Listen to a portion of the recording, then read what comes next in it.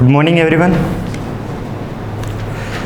अभी circuit analysis में हम आगे नेक्स्ट टॉपिक स्टार्ट करेंगे आज।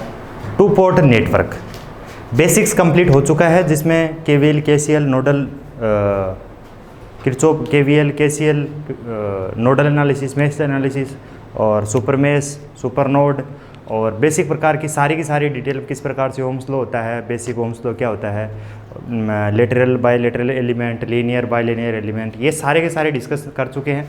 ये बेसिक सब में काम आएगा। अब किस प्रकार से काम आएगा आप धीरे धीरे आपको देखोगे। अब एक टॉपिक है two port network. Two port network circuit का ये टॉपिक है, सर्किट एनालिसिस। उसमें टॉपिक है two port network. Two port network अब देखो क्या होता है। टू पोर्ट नेटवर्क की हम बात करेंगे तो ये एक नेटवर्क है, ये एक पोर्ट है, ये नेटवर्क है। अब इस नेटवर्क में इनपुट टर्मिनल होगा और आउटपुट टर्मिनल होंगे। इनपुट टर्मिनल होगा और आउटपुट टर्मिनल होगा। ये एक नेटवर्क है, हमें नहीं मालूम अब टू पोर्ट कौन सा होता है। और ये एक नेटवर्क हमारे पास में दे रखा है, इसमें ये टर्मिनल है, मान लो यहाँ पर हमने क्या दिया, 1 और 1 डैश, पॉजिटिव और नेगेटिव, ये हमने दिया इनपुट। ये क्या दिया, इनपुट। यहाँ पर हमने क्या दिया, इनपुट दिया। ठीक है। अब देखो यहाँ पर ये क्या है, आउटपुट। ये क्या है, आउटपुट। ये क्या टू पोर्ट नेटवर्क है क्या।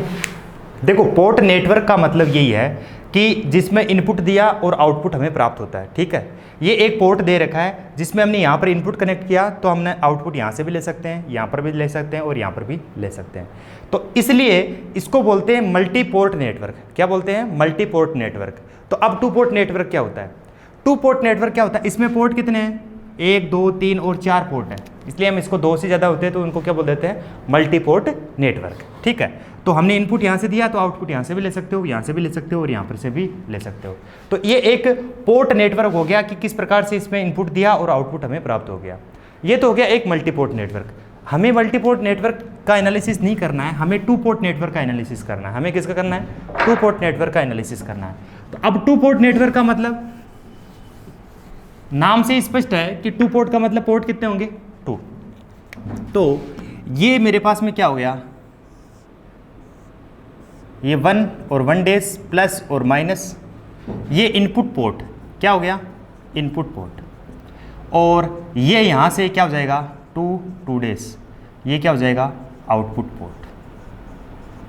ये क्या हो जाएगा, आउटपुट पोर्ट। इनपुट पोर्ट और एक हो गया आउटपुट पोर्ट। दैट मीन्स इसमें कितने पोर्ट हैं, 1 और 2, इसलिए इसको बोलते हैं टू पोर्ट नेटवर्क।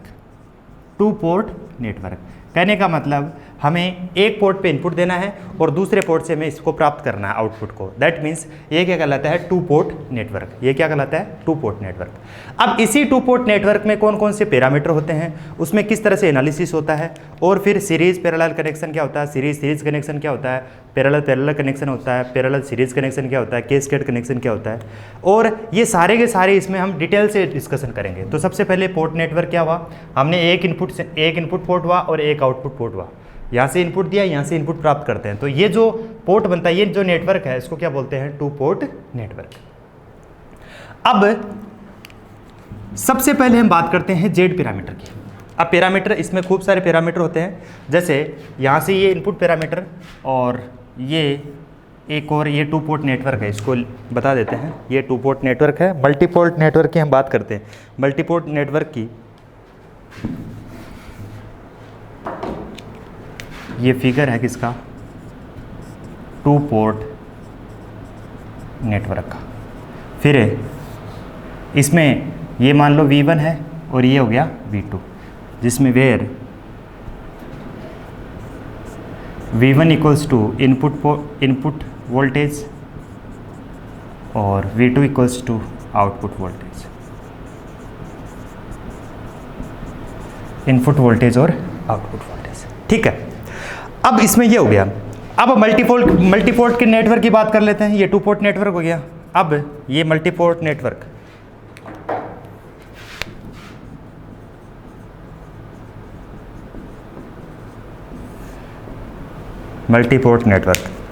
तो मल्टीपोर्ट नेटवर्क में क्या होगा?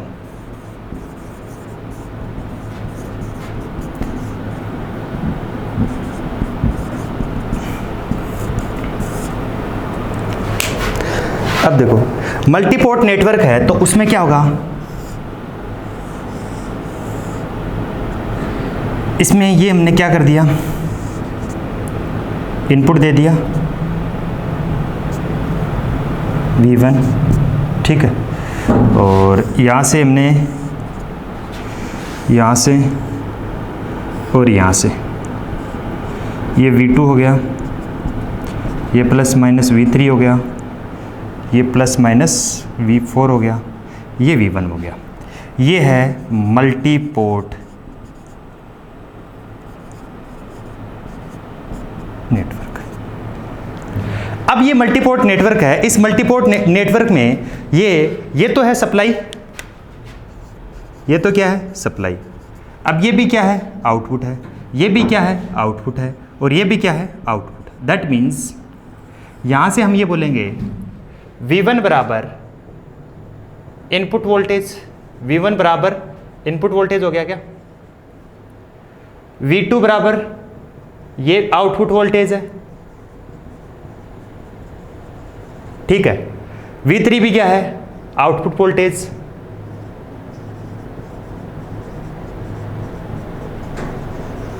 और V4 बराबर भी क्या है? Output voltage.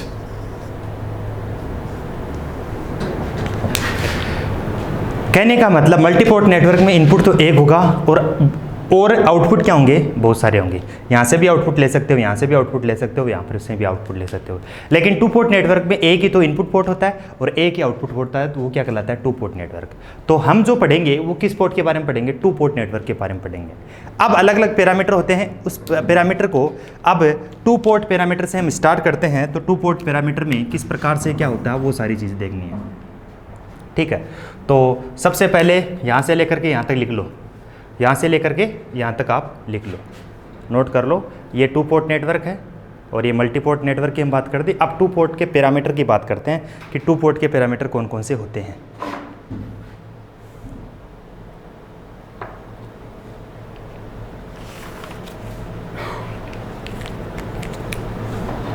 लिख लिया? अब देखो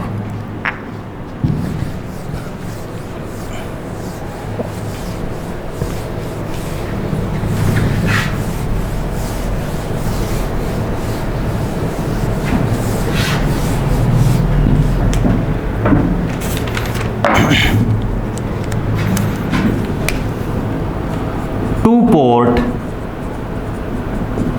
नेटवर्क पैरामीटर।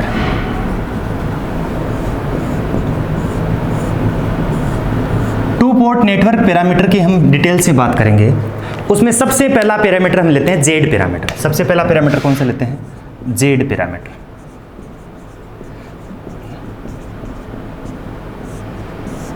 जेड का मतलब इंपीडेंस, पहले समझना है फिर लिखना है। अब देखो हर एक पैरामीटर में सबसे पहले चीज इसमें देखो, एक चीज बताओ, ये एक पोर्ट नेटवर्क है, समझना है पहले फिर लिखना है। ये एक पोर्ट नेटवर्क है। इस पोर्ट नेटवर्क में हमने V1 अप्लाइड किया प्लस माइनस V1 और यहां से आउटपुट ले लिया प्लस माइनस V2। फिर देखो एक यहां से और बनाता हूं ट्रांसमिशन लाइन का, ये उसके बाद में देखेंगे। ये इसका स्टैंडर्ड नोटेशन अपन को देखना है। ये क्या है अपने पास में? टू पोर्ट नेटवर्क है। टू पोर्ट नेटवर्क है। इस टू पोर्ट नेटवर्क में V1 सप्लाई वोल्टेज हो गया, V2 आउटपुट वोल्टेज हो गया। इसमें I1 क्या हो जाएगी? इनपुट करंट, और I2 क्या हो जाएगी? Output current. लेकिन हमें ये स्टैंडर्ड नोटेशन टू पोर्ट का जब भी हम कैलकुलेशन करेंगे, पूरे की पूरी टू पोर्ट नेटवर्क जो पढ़ेंगे, इसका स्टैंडर्ड नोटेशन ये V1 का इस रूप में V2 का इस रूप में, और I1 की डायरेक्शन और I2 की डायरेक्शन दोनों अंदर जाते हुए दिखानी है। अब आगे जाके अपन देखेंगे ट्रांसमिशन पैरामीटर। ट्रांसमिशन पैरामीटर में जब आप पावर सिस्टम पढ़ेंगे, पावर सिस्टम में पढ़ेंगे ट्रांसमिशन पैरामीटर में ये V1 होता है, ये हो गया V2। अब ये V1 V2 हो गया, I1 इसके अंदर इंटर करती है तो I2 क्या हो जाएगी, I2 की डायरेक्शन। ये ट्रांसमिशन पैरामीटर है, T parameter. Transmission parameter power system में हम देखेंगे तो उसका मतलब ट्रांसमिशन पैरामीटर की डायरेक्शन में जो I2 की वैल्यू क्या है, ज़्यादा।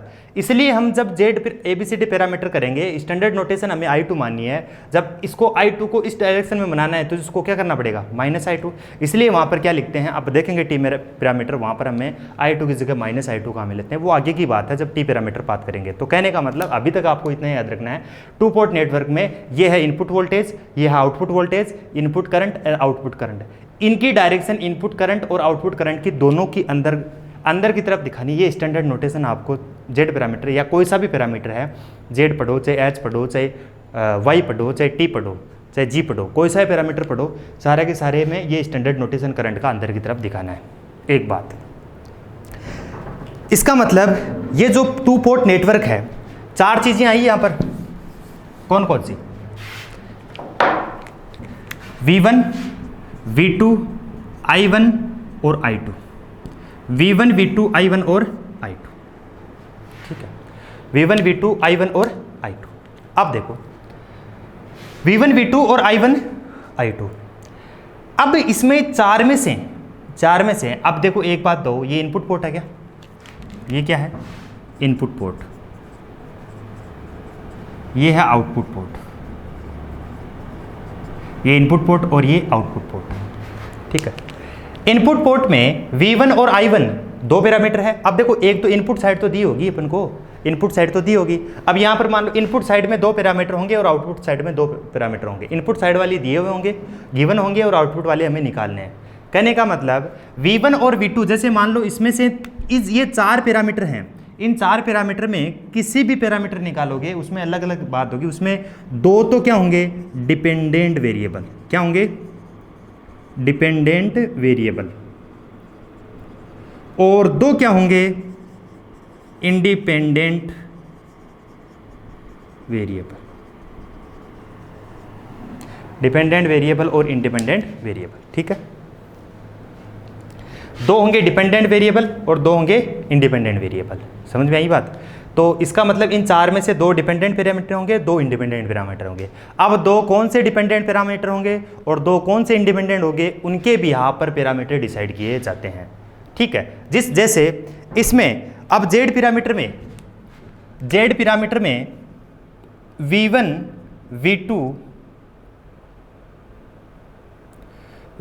V2 function of I1 and I2, यानी V1 V2 किस रूप में फंक्शन है, I1 और I2 में। इसका मतलब इसमें I1 एंड I2 ये दोनों क्या है, इंडिपेंडेंट पैरामीटर।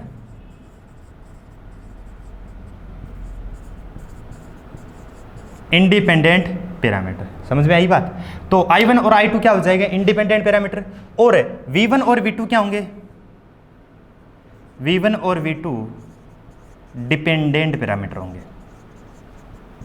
अब डिपेंडेंट पैरामीटर का मतलब इनकी वैल्यू I1 और I2 पर डिपेंड करेगी। I1 हम इंडिपेंडेंट वैल्यू, I1 और I2 किसी पे डिपेंड नहीं है, इनकी वैल्यू हमें दी हुई होगी, और V1 और V2 डिपेंडेंट वेरिएबल होंगे। समझ में आई बात। तो इसमें अकॉर्डिंग टू ये 2 डिपेंडेंट, इनमें से 2 डिपेंडेंट होंगे और 2 इंडिपेंडेंट होंगे, उनके भी यहाँ पर कौन से 2 डिपेंडेंट होंगे और कौन से 2 इंडिपेंडेंट होंगे, उसके हिसाब से क्या होता है, पैरामीटर डिसाइड होता है। जैसे अभी हम देखेंगे वाई पैरामीटर, अभी समझना है केवल वाई पैरामीटर में किस तरह से बनेगा। ये वाई पैरामीटर बनेगा I1 I2 is the function of V1 और V2। दैट मीन्स यहाँ पर V1 V2 क्या हो जाएंगे, इंडिपेंडेंट, और I1 और I2 क्या हो जाएंगे, dependent. That means depending on the dependent variable and independent variable, Z parameter, ये सॉरी पैरामीटर जो टू पोर्ट नेटवर्क के पैरामीटर डिसाइड होते हैं। अब कौन से डिपेंडेंट हैं और कौन से इंडिपेंडेंट है, उनके हिसाब से अलग अलग क्या होते हैं, पैरामीटर होते हैं। अब हम सबसे पहले बात कर रहे हैं जेड पैरामीटर की। अब जेड पैरामीटर की हम बात करेंगे तो जेड पैरामीटर में हमने ये देख लिया कि डिपेंडेंट कौन सा है, V1 और V2, और इंडिपेंडेंट कौन सा है, I1 और I2। ठीक है, तो अब देखो दैट मीन्स V1 बराबर Z11 I1 plus Z12 I2। कहने का मतलब V1 किस पर, I1 और I2 पे, और V2 equals to Z21 I1 plus Z22 I2। ये क्या हो गया, टू लाइन इक्वेशन। ये क्या हो जाएगा, इसको क्या बोलते हैं, टू लाइन इक्वेशन।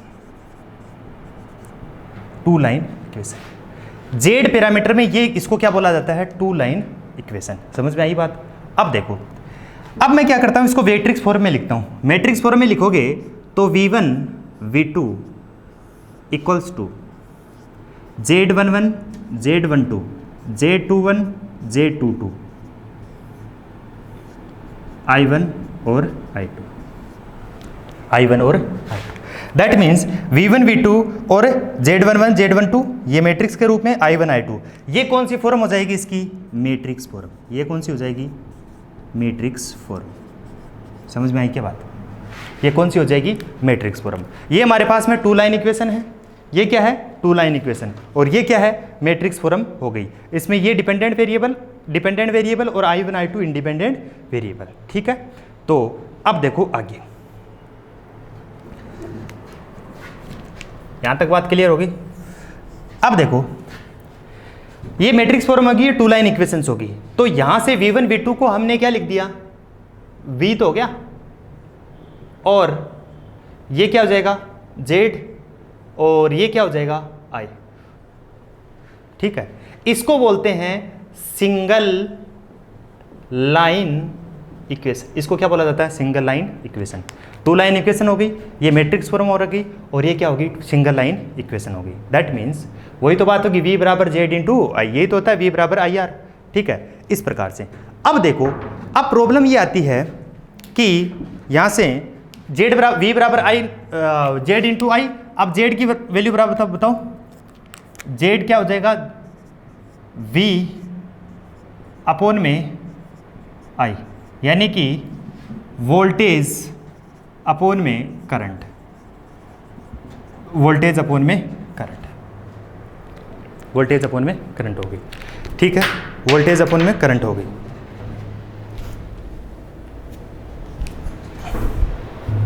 ठीक है, अब देखो,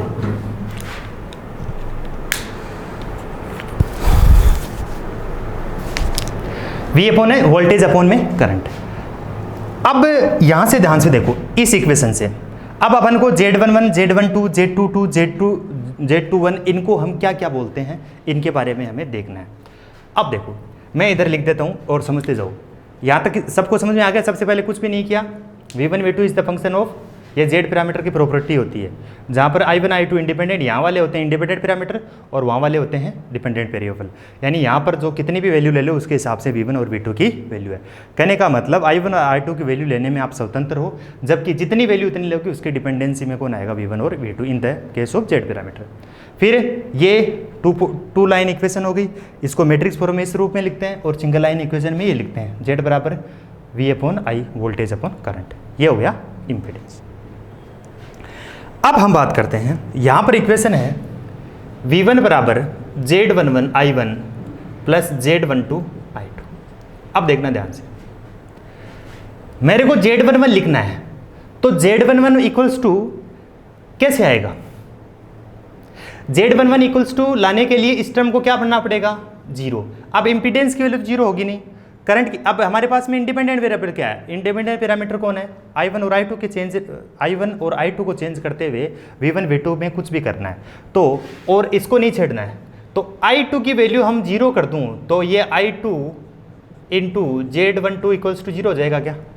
जब ये जीरो होगा तो V1 बराबर Z11 इंटू I1 हो गया। That means Z11 equals to V1 upon I1 हो गया क्या, कब, जब I2 इक्वल्स टू जीरो। समझ में आ गई बात? तो इसका मतलब Z11 equals to V1 upon I1, I2 equals to 0। तो Z11 equals to V1 upon I1, I2 will be equals to 0। अब इसका नाम क्या दोगे? अब इसका क्या नाम दोगे बताओ? नामकरण के लिए अपन को जो देखना है वो यही है कि V1 अपॉन I1, पहली बात वोल्टेज अपॉन करंट क्या है? Voltage upon current impedance, no doubt in that, ये हो गया इंपीडेंस। अब वन साइड है, वन है, इसका मतलब कौन सी साइड है? टू पोर्ट नेटवर्क बनाया था ना, ये टू पोर्ट नेटवर्क बना दिया, ये प्लस माइनस V1 है, I1 और ये V2 और ये I2, ठीक है। तो V1 अपॉन I1, 1 है इनपुट साइड और 2 है आउटपुट साइड, इतना याद रखो, 1 है इनपुट साइड और 2 है आउटपुट साइड। अब देखो V1 upon V upon I तो हो गया इंपीडेंस, अब V1 अपॉन I1 है, इसका मतलब क्या हो जाएगा? इनपुट, तो इसका क्या हो गया? इनपुट इंपीडेंस, ठीक है। एक बात और I2 बराबर क्या है? I2 बराबर क्या है? 0। जब I2 बराबर 0 होगी तो ये ओपन सर्किट होगा कि शॉर्ट सर्किट? Open circuit. इसका मतलब open circuit input impedance, open circuit input impedance. ये किसकी वैल्यू है भाई? Z11 की वैल्यू, Z11 की वैल्यू। ये किस तरह से नाम दिया आपको मालूम है? हमने किस तरह से नाम दिया? हमने इस रूप में नाम दिया इसको V1 अपॉन, जब 1 आएगा तो इनपुट साइड में होगा और 2 आएगा तो V2 अपॉन I2 होता है तो आउटपुट इंपीडेंस, ठीक है। अब प्रॉब्लम ये है कि ये क्या है? I2 बराबर 0। जब I2 बराबर 0 होगा तो क्या होगा? Open circuit. तो ओपन सर्किट फिर 1 है तो इनपुट और V अपॉन I है तो इंपीडेंस। तो इसका फॉर्मूला क्या बन गया? Open circuit input impedance. अब इसकी यूनिट क्या होगी? V अपॉन I की यूनिट क्या होती है? ओम। तो इसकी यूनिट क्या हो जाएगी? ओम। इतनी बात क्लियर है? अरे ठीक है, ये हो गया। अब बताओ मुझे Z12 की वैल्यू कैसे निकालोगे? यहां से देखते जाओ। Z12 की जब वैल्यू निकालोगे तो ये टर्म क्या होनी चाहिए? 0। ये 0 कब होगी? I1 equals to 0। तो Z12 equals to V1 upon I2, I1 equals to 0, ऐसा लिख दूं क्या? तो equals to V1 upon I2, I1 equals to, अरे जब ये टर्म 0 हो गई तो ये तो है ही नहीं, तो क्या बन गया? V1 equals to Z12 I2। अब जब Z12 की वैल्यू V1 अपॉन ये इधर आएगा तो I2 हो जाएगा ना, जब I1 की वैल्यू 0 है। अब देखो इसका नामकरण, तो एक समझ में आ जाएगा नामकरण, तो उसके बाद में सारा समझ में आ जाएगा। पहली बात तो V अपॉन क्या होता है? इंपीडेंस। V अपॉन क्या होता है? लिखना नहीं है अभी। V अपॉन I क्या होता है? इंपीडेंस। कोई बात नहीं, इंपीडेंस हो गया। I1 बराबर 0 है, इसका मतलब क्या है? ओपन सर्किट है, तो मतलब ओपन सर्किट हो गया। Open circuit. अब देखो आपको हमें ये याद रखना है कि V1 1 अपॉन I1 आया तो इसका मतलब इनपुट साइड है क्या? ठीक है। और V2 अपॉन I2 आया तो हमें देखना है आउटपुट साइड। ये इनपुट इंपीडेंस, ये आउटपुट इंपीडेंस, इनमें तो कोई प्रॉब्लम नहीं है। अब प्रॉब्लम कहाँ आती है? प्रॉब्लम यहाँ आती है कि V1 अपॉन एक तो I2 हो गया या फिर V2 अपॉन I1 हो गया। अब प्रॉब्लम आ गई कि पूरा V1 अपॉन I1 और V2 upon I2। V1 upon I1 में कोई प्रॉब्लम नहीं है, दोनों 1 इनपुट साइड है तो यहाँ पर हो जाएगा इनपुट इंपीडेंस। ये 2 दोनों साइड हैं क्या? आउटपुट में, तो आउटपुट इंपीडेंस। और V1 अपॉन I2 और V2 अपॉन I1 आ गया। अब क्या होगा? अब होगा तो इंपीडेंस, V अपॉन I भी क्या होगा? इंपीडेंस। V अपॉन I भी क्या होगा? इंपीडेंस। ये तो हो गई एक बात। अब देखो यदि आउटपुट, ठीक है, यदि इनपुट अपॉन आउटपुट है, आउटपुट अपॉन इनपुट है, तो वो क्या होता है? ट्रांसफर। वो क्या होता है, उसके लिए टर्म यूज करते हैं ट्रांसफर, ठीक है। ट्रांसफर या फॉरवर्ड, उसको लिए क्या लेते हैं, ट्रांसफर या फॉरवर्ड। और जब 1/2 होता है उस कंडीशन में उसके लिए टर्म काम में लेते हैं रिवर्स। उसके लिए टर्म क्या लेते हैं, काम में लेते हैं रिवर्स। ध्यान से समझ लो इस बात को कि जब V1/I1 हुआ तो कोई बात नहीं, वन साइड है तो इनपुट, अब V/I है तो इम्पिडेंस, I/V है तो एडमिटेंस, वो एक अलग बात है।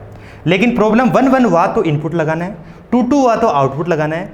जब अब 1/2 आ गया, 2/1 आ गया तो उस कंडीशन में क्या लगाना है, जब 2/1 है तो ट्रांसफर या फॉरवर्ड, फिर V/I है तो इम्पिडेंस, I/V है तो एडमिटेंस, वो एक अलग बात है। लेकिन जब 2/1 आया तो ट्रांसफर या फॉरवर्ड लिखना है, और 1/2 लिखना है तो रिवर्स लिखना है, ठीक है। तब उस कंडीशन में क्या लिखना है, रिवर्स। समझ में आई बात। अब देखो, अब इसका नामकरण दीजिए।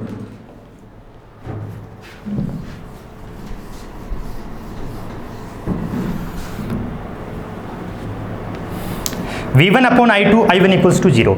अब I1 इक्वल्स टू 0 इसका मतलब तो ओपन सर्किट। अब देखो इंपीडेंस है क्या, ये V/I क्या है, इंपीडेंस। एक बात 1/2 है तो क्या होगा, रिवर्स। अरे 1/2 है तो रिवर्स होगा ना, और 2/1 होता तो फॉरवर्ड। इसका मतलब 1/2 क्या हो गया, रिवर्स। तो ओपन सर्किट रिवर्स इंपीडेंस। अब इंपीडेंस की यूनिट क्या होगी, ओम। रिवर्स उसके वैल्यू क्या हो जाएगी, रिवर्स इंपीडेंस। अब अगला देखते हैं,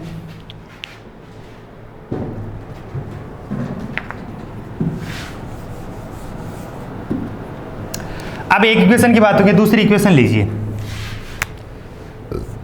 V2 बराबर J21I1 प्लस J22I2, ठीक है।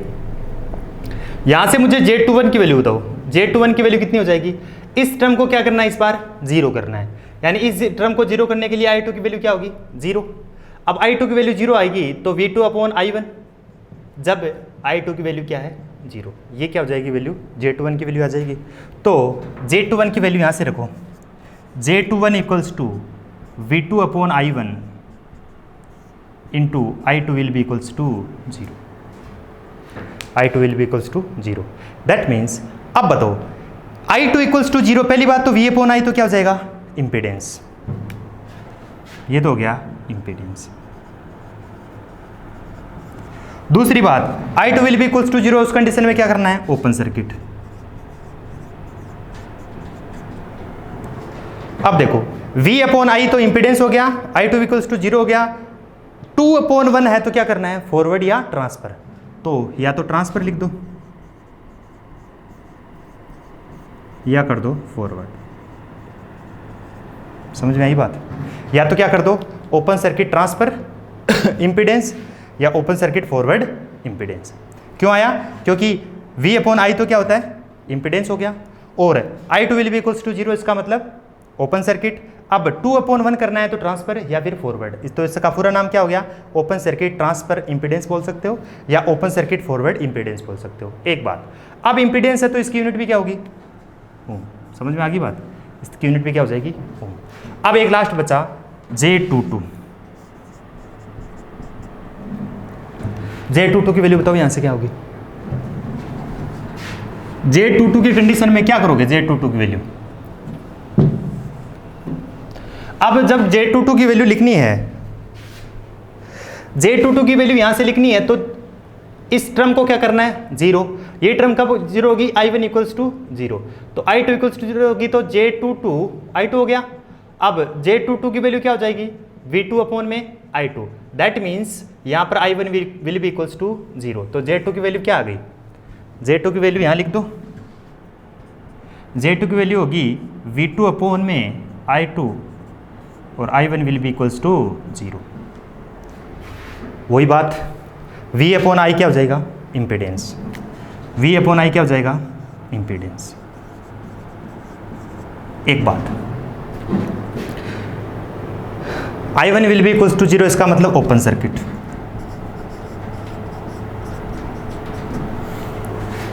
फिर 2/2, 1/1 आता था तो इनपुट, 2/2 आउटपुट, क्योंकि input side 1 1, output side 2 2। Problem कहाँ आती है?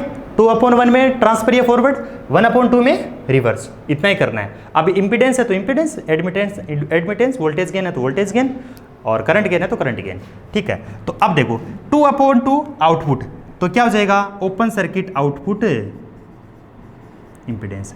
अब चूंकि इम्पीडेंस है तो उसका मतलब इसकी यूनिट क्या हो जाएगी?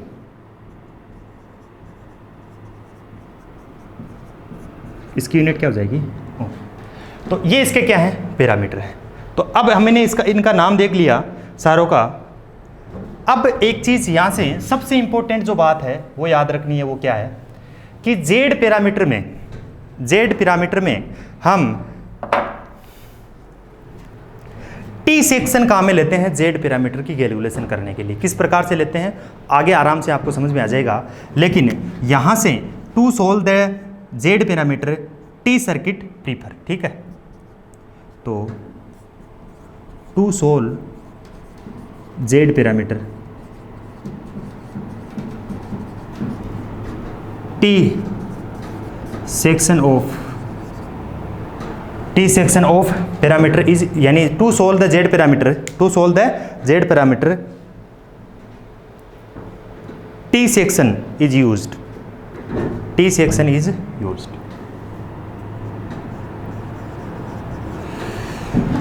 अब टी सेक्शन क्या हो गया? ये वाला,